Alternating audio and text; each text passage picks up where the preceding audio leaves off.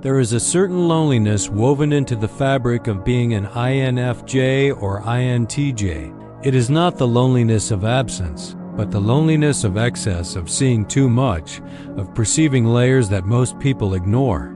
This intensity creates a paradox, a life filled with meaning, yet often haunted by estrangement. Nietzsche knew this burden well, for he too lived as one who saw beyond the veil of ordinary existence, bearing the weight of perception that few could endure. To live with such heightened awareness is to stand apart. INFJs may feel the ache of carrying emotional truths that others dismiss, while INTJs wrestle with the long corridors of thought that seem alien to common life. Their vision makes them both vital and isolated, architects of meaning who rarely find mirrors that reflect them back. I have felt this estrangement in rooms full of people, where my thoughts moved in spirals no one else could follow. Nietzsche's philosophy does not console such souls with gentle promises. Instead, it strips away illusions and forces us to face what is raw, uncomfortable, and real. For the INFJ, this can feel like a wound reopened. For the INTJ, like a fortress shaken. Yet the brutality of his words contains a kind of medicine, the refusal to soften reality into half-truths. His thought calls us to stop expecting the world to soothe us, and instead to embrace our solitude as the very ground of transformation. The great danger for rare minds is to drown in their own difference, mistaking isolation for a flaw rather than a fact of their nature. Nietzsche offers a counterpoint. Solitude is not exile, but initiation. When illusions fall, what remains is the possibility of living without masks, without compromise, with a fidelity to one's deepest vision. That vision will never be easily understood, but perhaps it was never meant to be. And so the first brutal truth is laid: to be INFJ or INTJ is to carry a rare burden. It is heavy, it is isolating, but it is also the seed of resilience. One cannot escape this weight without escaping oneself. The survival of rare minds depends not on evasion, but on courage, the courage to accept that their difference is not a curse, but a calling. Would a life without this burden be easier? Perhaps, but it would also be smaller, flatter, void of the intensity that carves true depth. Nietzsche forces us to ask, is comfort worth the price of meaning? The answer, if we are honest, is no. For only by facing the solitude of perception do INFJs and INTJs find the raw material of their strength, the beginning of a guide that is not for the many, but for the rare. Nietzsche begins with a blow that feels merciless. Life is suffering. Not occasionally, not as an accident, but as its very core. To the rare mind, this truth is not abstract. It is lived daily in the collision between vision and reality. For INFJs, it often emerges in the form of emotional pain, a heart too open to wounds that others never notice. For INTJs, it takes the shape of failure, setbacks that puncture the precision of long vision. Both experience suffering not as strangers, but as constant companions. I remember standing at the edge of a quiet street at night, the streetlights humming faintly, the silence pressed against me, and I felt both the ache of my solitude and the sharp clarity it brought. In that moment, I knew that to escape suffering would mean to escape the very conditions that made me alive. My depth was inseparable from my wounds. For INFJs, the attempt to avoid suffering often leads to emotional withdrawal, numbing themselves to storms that, paradoxically, are the very source of their empathy. For INTJs, avoidance takes the form of sterile perfectionism, constructing systems so controlled that no real risk remains, and therefore no real life. Nietzsche would call such evasions a denial of existence itself. To run from pain is to weaken the potential of the soul. The practice, then, is radical but simple. Stop bargaining with life as though pain were negotiable. Sit with it, feel it fully, name it without disguise. The INFJ, instead of resisting heartbreak, can see it as the crucible where compassion deepens. The INTJ, instead of fearing failure, can embrace it as the tuition of mastery. To do otherwise is to trade depth for illusion. Sometimes it just hurts.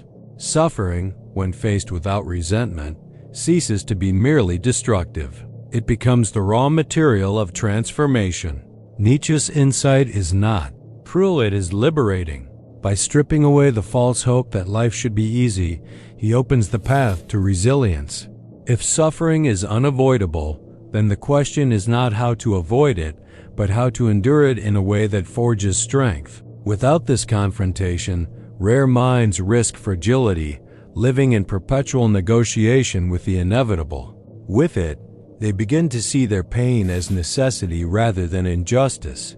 And in that shift lies power. For when life's brutality is no longer an enemy, it becomes a teacher. Could it be that what we fear most is also what we most need? Nietzsche's first truth demands that we answer yes. If suffering is unavoidable, the next step is not merely to endure it, but to embrace it. Nietzsche gave this posture a name, amor fati, the love of one's fate. It is not resignation, nor passive acceptance, but the radical act of saying yes to everything that has shaped us. To love fate is to stand before the necessity of life and declare it not a curse, but a gift, even when it cuts. For the INFJ, this means reframing solitude not as exile, but as a chosen path. Loneliness becomes less of a wound and more of a companion that points inward, toward depth. The silence around them is no longer the absence of connection, but the condition for listening to what others cannot hear. For the INTJ, amor fati means seeing obstacles not as setbacks, but as steps toward mastery. The world resists their vision, yes, but that resistance is the grindstone sharpening their strategy. I have looked back on seasons I once hated, only to see later how they carved the very clarity I now depend on. What I thought was ruin was initiation. What I despised became the foundation of my voice. Without those losses, I would have been hollow. Bitterness is the enemy of rare minds. It poisons their depth, turning insight into accusation and vision into arrogance. Loving necessity, this is the antidote. To say yes even to what bruised us frees us from the endless cycle of complaint. It does not erase injustice, but it grants us the power to transform it into meaning. To hate one's fate is to remain chained. To love it is to walk free. The practice here is an act of reframing. Write down the very event you wish had not happened. Then ask, what strength, what vision, what compassion was born in me because of this? The answer will not remove the pain, but it will uncover its hidden harvest. This is how the wound becomes a teacher. When I mentioned that life itself is suffering and that both INFJs and INTJs are shaped by how they deal with it, did that resonate with you? If it did, tap the like button now. It tells me this kind of raw clarity actually matters to you, and it signals the algorithm to bring you more tools when you most need them. When we begin to love our fate, we no longer spend our lives negotiating with the past. We stop waiting for another life and inhabit this one fully. In this light, even scars shine. The world does not become easier, but it becomes ours. And perhaps that is the deeper promise of amor fati, not comfort, but belonging. Do we dare to love even what once broke us? That is the demand Nietzsche leaves at our feet. Nietzsche warned that the rare thinker would be alienated not because the world is malicious, but because most cannot carry the weight of depth. INFJs and INTJs often learn this truth young, sensing that what moves them, truth, vision, hidden currents, barely registers in ordinary conversation. They long for resonance, but instead encounter blank stares, dismissal, or suspicion. The more they see, the more foreign they feel. Depth has always been mistaken for strangeness. For the INFJ, the temptation is to plead for understanding, to over-explain their insights until they are diluted enough to be accepted. But no translation can compress the density of their vision into common speech without loss. For the INTJ, the temptation is different, to prove superiority, to turn alienation into a trophy. Yet this too corrodes, replacing clarity with pride. I have done both, shrunk myself to be understood, and then inflated myself to prove I could not be ignored. Both left me emptier. Misunderstanding, paradoxically, is not failure. It is confirmation. If depth could be instantly grasped, it would not be depth. The philosopher who sees beyond the herd cannot expect applause, only solitude. And solitude here is not punishment but space, the necessary distance to preserve vision from dilution. Sometimes the silence after I speak is not rejection, it is simply the gap between worlds. The practice is this: release the hunger for validation. When your vision is met with incomprehension, do not chase explanation. Let the silence stand. For INFJs, this means holding their insight without apologizing for its weight. For INTJs, it means refusing the compulsion to convert doubters into believers. Not everyone is meant to understand, and that is not a flaw but a fact. A life spent seeking constant validation is a life perpetually exiled from itself. But a life that roots belonging and self-recognition discovers a different strength: freedom. This freedom is costly. It means walking through many rooms unheard. Yet it also means walking unchained. And so Nietzsche's third truth pierces us: to be misunderstood is not a tragedy but a signature of depth. The world cannot see what it is not ready for. But must it? Perhaps the deeper question is this: will we sacrifice our truth to be embraced, or will we endure alienation to remain whole? Nietzsche saw complacency as the quiet rot of the spirit, not a dramatic collapse, but a slow suffocation, the kind that happens when a soul chooses ease over challenge, safety over risk. For INFJs and INTJs, the danger is subtle but deadly. Their vision and depth can be lulled to sleep by the narcotic of comfort. Growth demands fire, but comfort keeps us in lukewarm waters. INFJs often numb themselves to avoid the violence of emotion. They retreat into routines, distractions, or caretaking roles that protect them from storms. Yet this avoidance is also a slow starvation. Their gift of empathy sharpens only in contact with pain, and when they shield themselves too much, they lose the very edge that defines them. INTJs, on the other hand, can bury themselves in systems and strategies so safe, so well designed that nothing unpredictable can intrude. But predictability breeds stagnation. A vision never tested by chaos is a vision that never breathes. I remember a winter when everything in me longed for quiet stability. I thought stillness would heal me, but instead it drained me. The fire dimmed. It was only when discomfort returned, an unexpected change, a rupture I could not control, that I felt alive again. Sometimes the storm is the cure. Nietzsche would insist that to avoid discomfort is to deny vitality. True life begins at the edge, where certainty dissolves and the unknown presses against us. This is why his thought is so ruthless. He refuses us the illusion of lasting safety. To grow, we must lean into the very terrain that unsettles us. Discomfort is not a flaw in the path, it is the path. I want to hear from you. Which of these brutal truths has hit you hardest so far? Was it the enemy of comfort, or the inevitability of walking alone? Drop your reflection in the comments. Putting it into words is the first step in owning it instead of resisting it. The practice is deliberate exposure. Seek what unsettles you. For the INFJ, this might mean entering conversations or conflicts that stir emotional turbulence instead of avoiding them. For the INTJ, it might mean launching a plan before it feels perfect, allowing failure to sharpen rather than paralyze. The rule is simple. If it feels too safe, it is too small. Comfort tempts us with the promise of peace, but what it really offers is decay. Nietzsche forces us to face the brutal paradox. Only by enduring tension do we remain alive. To choose ease is to choose slow death. Do we dare to live at the edge, where the air is thin but the spirit burns? That is where growth waits. Nietzsche wrote of the solitary creator, the one who carries vision too heavy for the crowd. To walk this path is not to abandon others, but to accept that certain stretches of the journey cannot be shared. For INFJs and INTJs, this solitude is not incidental, it is structural. Their ways of perceiving and building cut against the grain, setting them apart even when they long for belonging. For the INFJ, authenticity demands loneliness. Their compassion may draw many close, but when it comes to their deepest truths, few can enter. They sense that to dilute those truths for the sake of acceptance would be betrayal. For the INTJ, independence is proof of vision. Their clarity requires space unclouded by consensus, and this space inevitably isolates.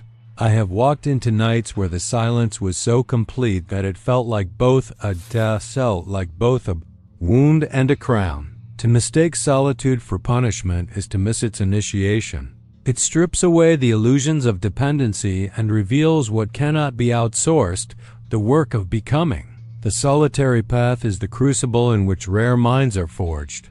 And yet, how often do we beg to be spared this fire? The practice here is to reframe aloneness as apprenticeship.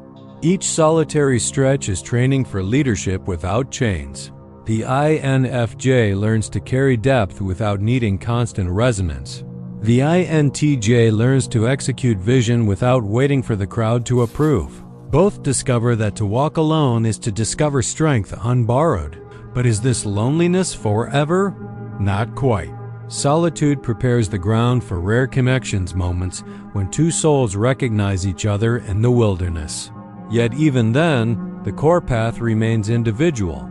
No one else can walk it for us. That realization can ache, but it can also liberate. Nietzsche's fifth truth, then, is both harsh and freeing. We'll walk alone, not because you are unworthy of company, but because the path of authenticity has stretches where no one else can follow. The solitude of the rare mind is not exile, it is the initiation into unbreakable vision. And when we finally emerge from those nights of silence, we do so carrying a strength the crowd will never understand. Nietzsche insisted that greatness is born not in ease, but in resistance. He did not flatter the soul with promises of peace. He demanded it wrestle. For INFJs and INTJs, this truth is both brutal and necessary.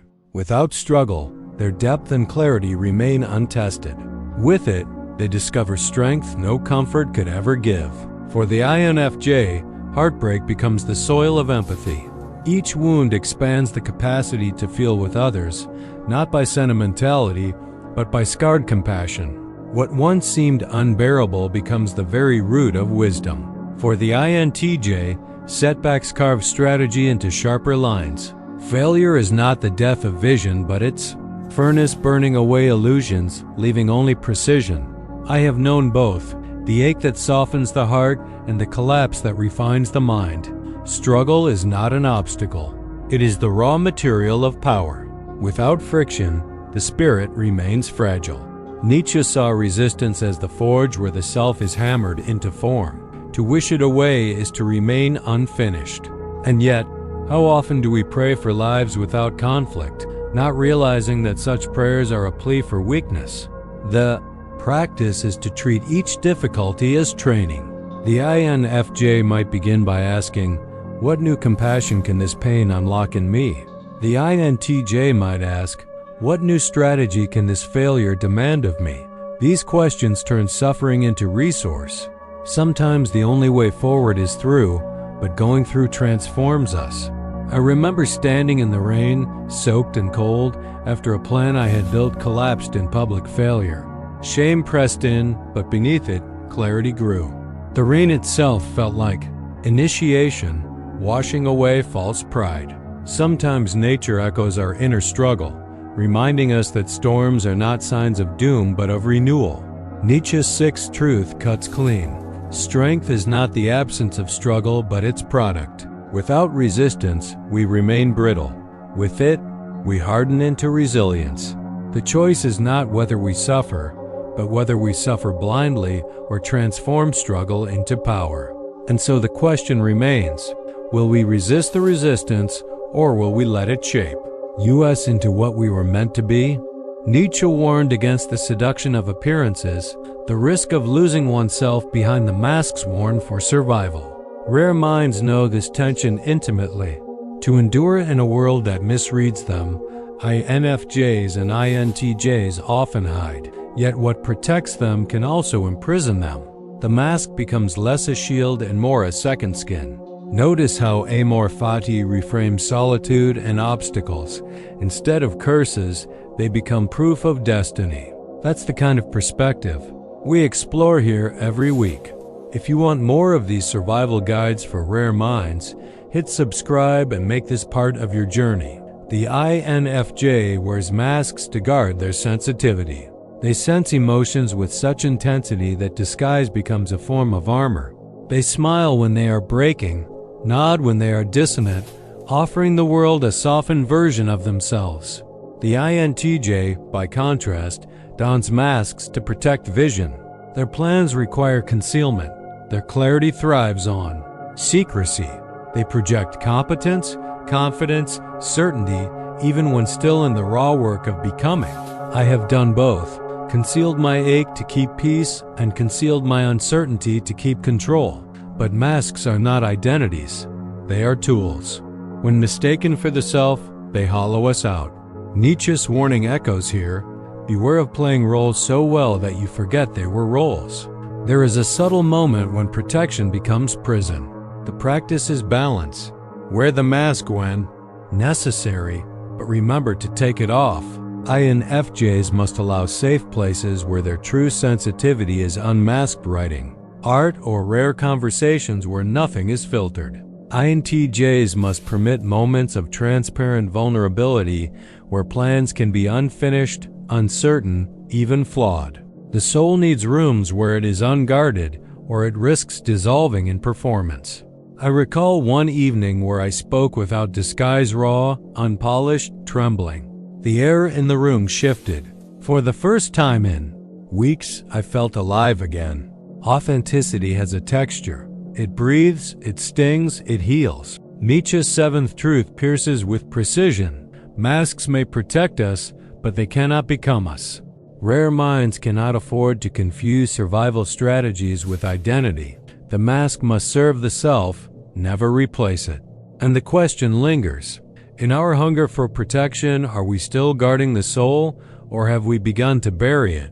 Nietzsche accepted a reality most of us resist. Truth isolates its bearer. The deeper the vision, the fewer who can share it. For INFJs and INTJs, this means living with a constant ache, the longing to be seen, colliding with the inevitability of being misunderstood. Some truths cannot be translated without distortion. Some visions are too heavy to be carried by the many. INFJs often waste energy in over-explaining, trying to drag others into their inner world with words that never quite suffice. They explain again, soften, simplify, yet still feel unseen. INTJs, meanwhile, burn themselves out in persuasion, trying to bend doubters into clarity. They marshal logic, evidence, strategy, only to find resistance unmoved. I have done both: talked until silence swallowed me, argued until the air itself grew tired. The harsh freedom Nietzsche offers is this: not everyone is meant to understand you, and that is not failure, it is liberation. To demand universal resonance is to betray the singularity of your own vision. Selective sharing is the wiser path, offering depth where it can be received, withholding it where it would only be wasted. Sometimes silence speaks more truth than explanation ever could. The practice is restraint. When met with blankness or doubt, pause before explaining further. Ask, is this person capable of carrying what I am about to give? If not, keep it for yourself or for the few who can. Depth does not diminish when it is unshared. It strengthens. One night I walked beneath a pale moon, the streets empty. I whispered thoughts aloud that no one would hear. Strangely, I did not feel lonely. I felt intact. The absence of witnesses made the truth more mine. Nietzsche's eighth truth is a blade against the hunger for approval. Clarity is not found in convincing others, but in belonging to one's own voice. The rare mind's worth is not measured by applause. So the question sharpens: will we spend our lives begging to be understood, Or will we learn the freedom of standing untranslatable? Nietzsche never promised comfort. His truths are knives, stripping us bare until only what is real remains. And yet, within that severity lies a hidden gift, resilience. For INFJs and INTJs, the path through his philosophy is not a soft refuge but a furnace one that leaves them altered, harder, and strangely more alive. The INFJ emerges with compassion no longer fragile but tempered. Their empathy is no longer the naive openness that once left them bleeding. It becomes rooted in strength, able to stand amid storms without collapsing. Pain has not erased their heart, it has deepened it. The INTJ, likewise, emerges with clarity honed to steel. Their vision is no longer shaken by failure or misunderstanding. Direction becomes unshakable, no longer dependent on approval or ideal conditions. I have felt this shift within myself. The moment when one threatened to break me became the very proof I could not be broken. Facing Nietzsche's brutal truths demands courage over comfort. To accept that life is suffering, that solitude is necessary, that comfort kills, that masks deceive. That understanding is rare. This is to strip existence to its bones. And yet, in that stripping, rare minds discover what cannot be taken from them, their capacity to endure, to transform, to rise again. While I was talking about how the world misunderstands depth, maybe you thought of someone who feels constantly alienated by their own insights. Share this video with them now.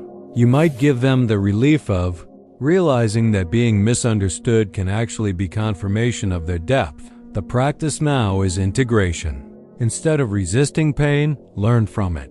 Instead of lamenting solitude, walk in it with dignity. Instead of fearing misunderstanding, guard your vision without apology.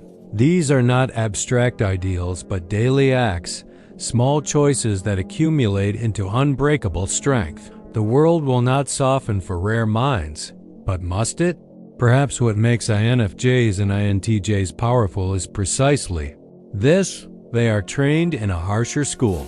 They become resilient not by escaping pain, but by mastering it, by turning wounds into wisdom and resistance into force.